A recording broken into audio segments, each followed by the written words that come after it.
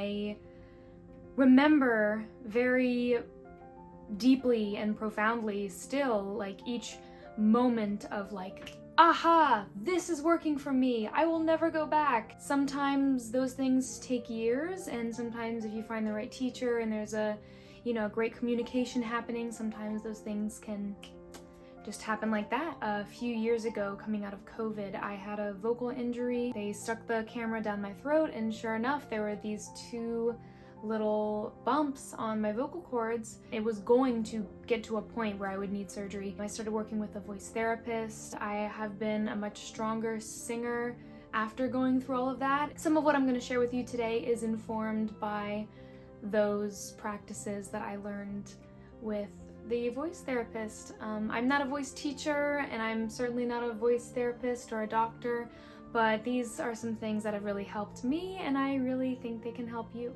Number one, map your breathing with any song. I like to build a roadmap of exactly where I'm breathing, because otherwise sometimes you're breathing in different places and your body needs a certain muscle memory to rely on when you're trying to sing a song, especially when you're trying to act with a person. We can always hear when someone is struggling for breath, and I'm not saying that's always a bad thing. Sometimes it can be very dramatic and compelling for an actor to push that button or really go there with a character. But for the most part, I'd say if you need to take more breaths, take the breaths. You can only do what you can do, and I'd rather hear you breathing more in a couple of more places than the recording than have you really struggling or running out of breath. I like to mark my music with either an apostrophe for like a little catch breath, or I'll put like a V in the staff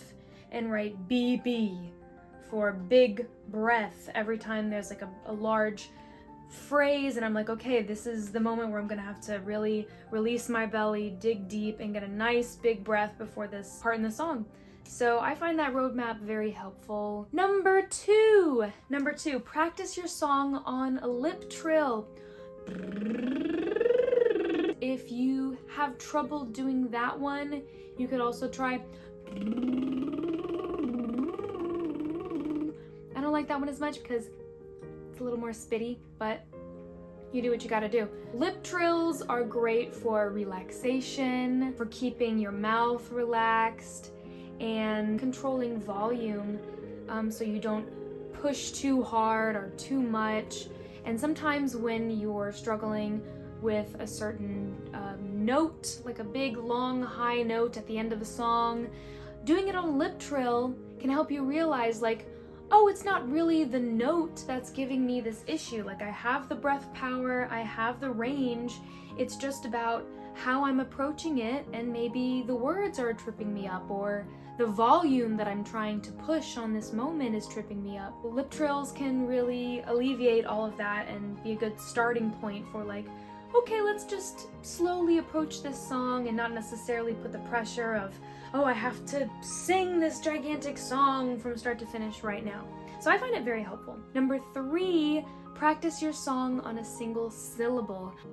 D D D D D D D D D D D D D D D. Taking the words out of the equation is very liberating because we all have different ways of speaking and forming words. It is very athletic to move through consonants and vowels and get an idea across with them.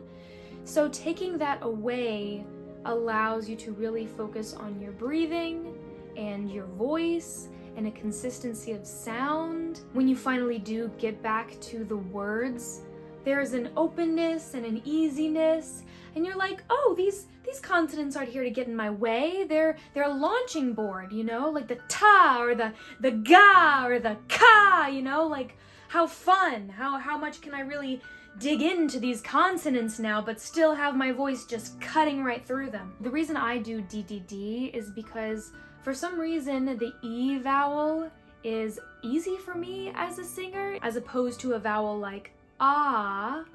With ah, personally, A lot of times my soft palate likes to get a little bit lazy. Everyone's different. You might find another vowel like oo or eh works for you. So play around with it and find what works. For a revelation, tongue stretching. People who spend time with me will see me do that every so often, just randomly. A lot of times I wonder, like, if other people think I'm like an alien. The tongue. It's an issue, especially back in college. Like, I'll give you an example. When I was in dance class, whenever I would be struggling with a certain move or getting a certain combo right, which was all the time, I could feel my tongue in my mouth, like outside my face would be like, and inside my mouth, my tongue would be doing this. So there was a lot of tension that was locked in my tongue, and in voice therapy especially, we spent a lot of time getting the tongue out of the mouth and getting the back of the tongue stretched.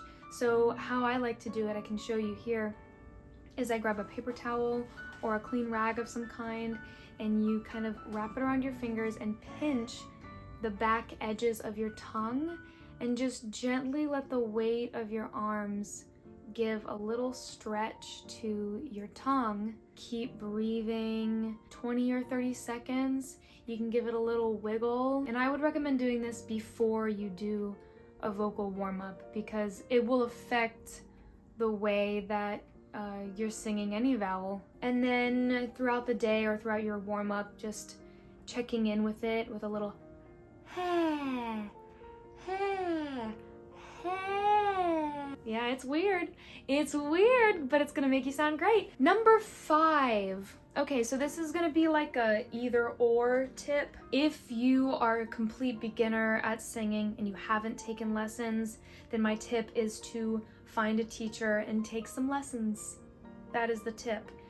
If you are a singer who has a lot of experience and has taken classes with teachers, either in a group or private lessons, and you have some experience, you know the fundamentals of how to breathe and how to approach a sound, you're starting to getting to know your own habits as a singer, then my tip for you is to make sure you're making time to do your vocal warm-ups by yourself and practicing your songs by yourself, not just with a coach or with a friend or in a group setting.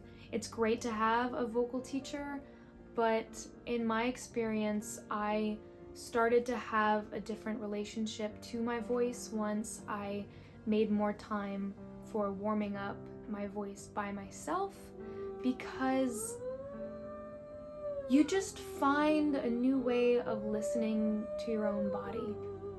When you're with a teacher, there's a lot of locking into them and relying on them to tell you what is sounding good or looking good, and that is great and that is very, very helpful. But also, I think the attention paid to that other person sometimes needs to be in here completely, just you and your own voice listening and figuring it out, because you will learn a lot about what you hear and what you can do to adjust it. Because a lot of things go into how your voice is feeling in any given day. Every singer knows this. How much water you've been drinking, how much sleep you've been getting, what your nutrition has been like, what the weather outside is like. I mean, it is really so frustrating, but it's a very sensitive instrument. And for singers who do it as a job, you know, you have to go on stage and hit your marks and sing the song no matter what the weather's like that day.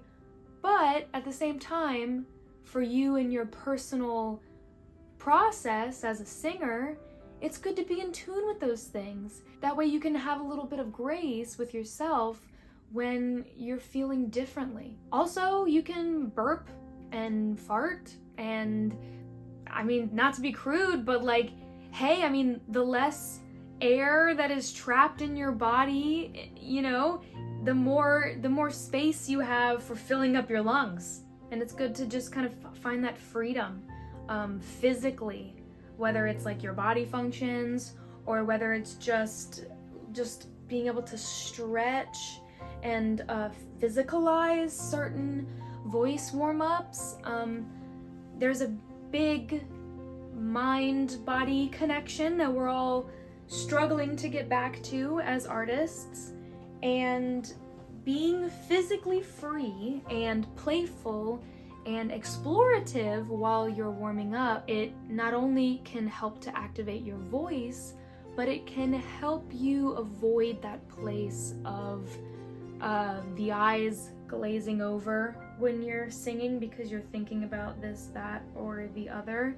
There is so many things to think about, but when you're warming up alone, you can really take the space to notice, like, oh, like I'm a little tense here, like let me move around a little bit, or like let me move my neck from side to side because I'm feeling a little bit of tension here, or like let me do some squats. I like to do squats a lot if I'm not feeling my breath under me. Okay, well that was really my last tip for you guys, just to spend time warming up completely alone so that you can be free and build that relationship with just you and your instrument and see what you can find out that way. We've recently reached 100 subscribers on my channel. Haha! How exciting! Thanks for watching till the end.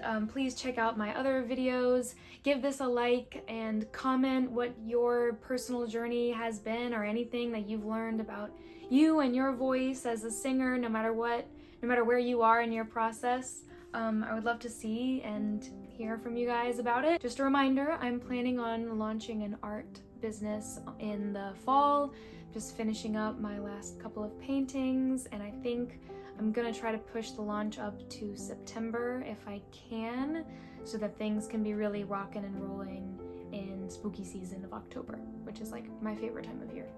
Okay, well, have a good day. Enjoy this weather as it's warming up. I hope the weather's still good when I post this. And happy spring! Yay! And keep singing! Ta-ta! Yum yum yum yum yum yum yum. Yum. Nyam, nyam, nyam, nyam, nyam, nyam, nyam, nyam, nyam, nyam, nyam, nyam, nyam, nyam.